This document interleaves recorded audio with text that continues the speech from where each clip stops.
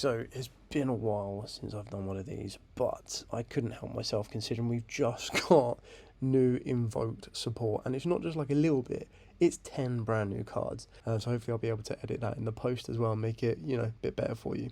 But starting straight off, we've got a brand new Aleister monster, and this one's called Aleister the Reminiscent. So it's a level 4 dark spellcaster effect. You can only use the first and second effect once per turn. If it's in your hand, you get to target a spellcaster or a fusion monster on the field and special summon it, and if you do, that monster gains 1000 attack until the end of the turn. If it is normal or specialed, or even flip face up, you banish an invoked monster from the extra deck to add an invocation or a spell that mentions it from the deck to the hand. This is going to be even more important with some of the other new cards we get, and it does look pretty amazing, so I wouldn't be surprised if we end up getting more Aleister cards like Overframes or anything else like that. Then we move down, we've got Aiwass, the Spirit of the Law. So it's a level 8. You can only use the first and second effects once per turn. Banish this card from the hand or field to add an Aleister monster from the deck to your hand. Then if this effect was activated on the field, after it resolves you get to normal summon a spellcaster monster. So that's quite nice to grab the Aleister, normal summon it, trigger the effect, get invocation and off you go. But even then, you just increase your consistency of getting to Aleister by being able to play like 3 of this as well as 3 Meltdown and everything else in between. Then on top of that is if a face-up fusion monster or monsters you control is sent to the graveyard except by battle, while this card is in your graveyard, you get to special summon it, and then you get to fusion summon an invoked monster using monsters from the hand or field as material. Then as we carry on down, we get a brand new monster that is going to be joining Aleister in form of the Virakam, the Artificial Spirit. So this one is a level 3 illusion effect monster. If you have Aleister monster in your field or graveyard, you get to special summon this card from the hand. If it is special summoned, you get to set an invocation or a spell that mentions it from the deck. And then when your opponent activates a card or effect in response to the activation of your fusion monster's quick effect, you get to banish this card from the field, and if you do, negate that opponent's effect. So it's a nice way of getting it to the field, setting you up with a negation as well, which is really, really important. Then we carry on down, we get one of the brand new fusion monsters, which is Invoked Sarra. So it requires Aleister and then a fire or wind, so it now looks like we're getting monsters that can use either or attributes, which is really cool. During the main phase, quick effect, target level 6 or lower monster in either graveyard and special summon it to your field in defense position, but its effects are negated. If it's in your graveyard, you can fusion summon one invoked monster from the extra deck by banishing the materials from the field and or graveyard, including this card, which is pretty insane. And then we get the Invoked Babalon. Aleister monster plus a light or earth monster. If it is special summoned, you get to add a Virakam, the Artificial Spirit, or a magical name Rosa Moody from the deck to your hand. And I'm pretty sure that's the trap card, but I'll see that in a second.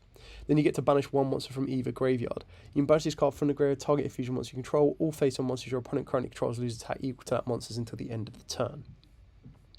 Then we move on to one of the new boss monsters in the form of the Invoked Yugioh. So this requires a Dark or Water plus Aleister. Your opponent's monsters cannot target monsters for attack while this card is in the main monster zone, except this one. And then any monster sent to your opponent's graveyard is banished instead while this card is in the extra monster zone. And you can banish this card from the graveyard, target a fusion monster you control, and it can attack directly this turn. Then the final boss monster for the day is Invoked Transcendence Aeon. So this requires 2 fusion monsters with different attributes, so that's when your graveyard fusion plays are going to become a little bit more effective. If it is fusion summoned, you get to banish cards from the field and or graveyard up to the number of materials used. Then if you use 3 or more, you get to look at your opponent's extra deck and banish up to 3 cards from it, which is insanely devastating. It's got a quick effect, you get to declare an attribute. All other face-up monsters currently on the field become that attribute until the end of the turn. So that could probably actually make Super Polymerization insanely powerful. Then we get onto the brand new Invocation Sword. So fusion summon 1 fusion monster from the extra deck using monsters you control. If summoning an invoked monster, you get to also use banish monsters by returning them to the graveyard. And this is a quick effect. Now, I'm assuming, because you get to, this one uses monsters you control, but I'm hoping that you can use banished monsters from either side of the field. It would be really, really cool. During the main phase, if this card is in the graveyard, target an Aleister monster or invocation in the grave, shuffle it into the deck, and if you do, add this card back to the hand. But the reason I say using both graveyards is because, obviously, invocation can use both opponents' banish zones. Graveyards to banish the summons. You could get like a Macabre and then use this to get you access to another one of the invoked fusions, which is really cool. And then we've got the Spirit Sword Aiwass. So activate one of these effects. You cannot declare attacks for the rest of the turn except with fusions. Special summon one of the Spirit of the Law from the deck or grave. So that's how you can get the big level 8 back to the field. Send to the graveyard or banish an Aleister monster from the deck. Look at up to 3 random face-down cards in your opponent's extra deck and then banish one of them. So they really do like to lean into the banishing the extra deck. And then here's the magical name Rosa, which was the trap card previously mentioned on the fusion monster. So you banish an Aleister monster or a fusion monster from your graveyard to special one an invoked monster from your extra deck, ignoring its summoning conditions, but you banish it during the end phase. If a monster becomes banished face up while this card is in the grave, you get to banish this card, target one of your banished invoked monsters and special summon it. I mean, I'm not sure you need it, but it could be pretty cool.